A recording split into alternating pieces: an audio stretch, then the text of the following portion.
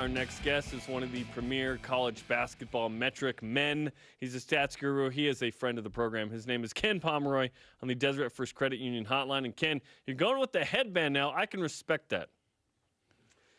Yeah, you know, it's kind of necessary. If I didn't do that, I wouldn't even be able to see the camera here. So that's the reason. So there's no message with it, like, you know, no Zach Wilson kind of message or Jim McMahon if we go back. This is just simply functional, is what you're telling us today.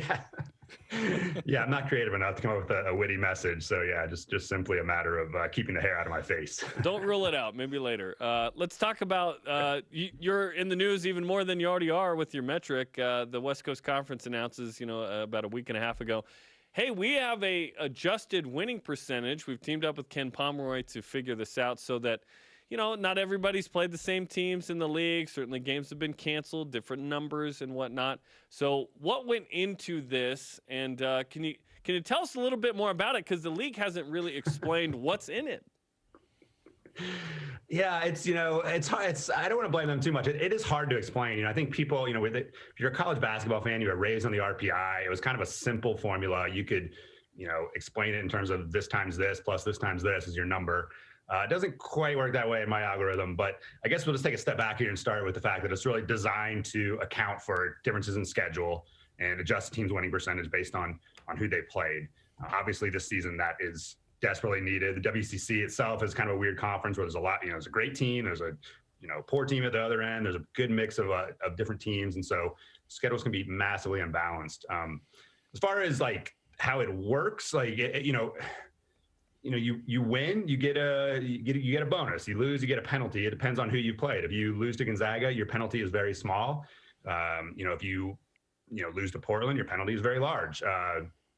So it's based on that. Home and road goes into it, but it just looks at wins and losses and conference play only. So it only knows about conference games, and it ends up producing a pretty, a really fair and sensible rating. And question on that, was there any conversation relative to releasing it earlier? Because I know there was some frustration from at least Mark Pope going, wait, what is this? Which it makes sense, Ken, to figure out something that would neutralize the way the year has gone. That makes sense to me. Timing was interesting. And then are the coaches told, okay, if you win both these games, BYU, hey, you'll be the 2 seed? Because it's not clear cut like the traditional standings. Yeah, no question. I think so. Yeah, obviously this was something nobody really had the foresight to do this at the beginning of the season. I wish they would have. I mean, it was certainly surprising to me that it was not necessarily it was the middle of the season, but that it was adopted so quickly in the middle of the season. And nobody really had some serious pushback. I'm sure there were coaches other than Mark Pope grumbling about it, but for the most part, people just have gone along with it and trusted that I'm doing the right thing here. But but I think had we started at the beginning of the year, certainly we would have built something that you could say, hey, plug in this result and you'll see how you've done and or how how that'll affect your rating. Early in the season, things get affected in weird ways. A loss to some. A game that does not involve you can affect your rating, pretty profoundly as the system figures out schedule strength and things like that. Again, it's only looking at conference games, so it only has 4 or 5 games from a team to look at. Things can change pretty dramatically about that team. But as we get later into the season, it should make more sense this week. Obviously BYU wins out, they're going to be the 2 seed. Like I can tell you that, and they probably have a fair amount of wiggle room. They might even be able to lose both games and still be the 2 seed. But hopefully, hopefully by the last, this last Saturday, hopefully we can crank out some scenarios so everybody knows exactly, what they need to do to finish at a certain seed. Ken, when and how did this all come together? So who approached you? How did you get together with the WCC? And obviously we realize some teams playing half as many games as others. There was a need for this, but who reached out to who? When did this get put together, and how quickly did you have to throw it all together? So I think it was about 2 weeks ago that the conference, actually it was really, I guess it started with conversations among the coaches in terms of, hey, we can't make up all our games. This is going to be kind of an unfair situation. And there's some grumbling. There has been cases in other conferences where people have been really suspicious of teams not wanting to make up certain games and wanting to make up other games and to improve their seeding. And the WCC didn't want that to happen. They also didn't want to jam in a bunch of makeup games at the end of the season if they didn't have to. So that's where it started. The coaches kind of got it started. I think that bubbled up to the ADs. The ADs pushed it up to conference leadership, and then conference leadership contacted me. And really, it was a matter, honestly, of a day or so. Like I kind of have stuff in my toolbox in terms of computing ratings for different things. So it wasn't like I just made something up on the fly. Like I had an idea of something that would work for this situation, but it really was a day in terms of like kind of cranking out the code and giving them some results. And, and then maybe another 2 or 3 days before they decided, yeah, let's go forward and use this. Ken Pomeroy joins us on BYU Sports Nation. Let's talk about the Cougars now, Ken. At the beginning of the season, they were 88, kind of unknown, right, after a spectacular season last year. BYU now at 19, and 3 weeks ago, BYU was at 49. So a 30-spot jump in your ratings based on adjusted offensive and defensive efficiency ratio. What has changed for BYU in terms of efficiency to have that kind of jump the last 3 weeks? Yeah, they've just improved kind of all across the board. I mean, now they're up to 26 on offense and 23 on defense. And I think the last time we talked about how their statistical profile is not super exciting, and it's still not necessarily super exciting. It's a little more interesting. Like the offense has really come around. Their 2-point shooting is ranked 23rd in the country. Their 2-point defense is ranked 29th in the country. So very similar to what their offense and defense is ranked. And those are kind of the two stats I like to look at first, just to make sure that like what's happening isn't a fluke. And it doesn't appear that it is a fluke. I mean, obviously it's, buoyed a little bit by, the blowout against Portland, but or actually 2 blowouts against Portland. But for the most part, the WCC, the middle of the WCC is a little tougher than it has been. BYU's played a little bit tougher than average schedule relative to the WCC. So, it does seem like it's been a kind of a legitimate improvement here in recent weeks. So they find themselves in that top 20 now, Ken. How does the top 20 in your metrics translate to NCAA tournament performance?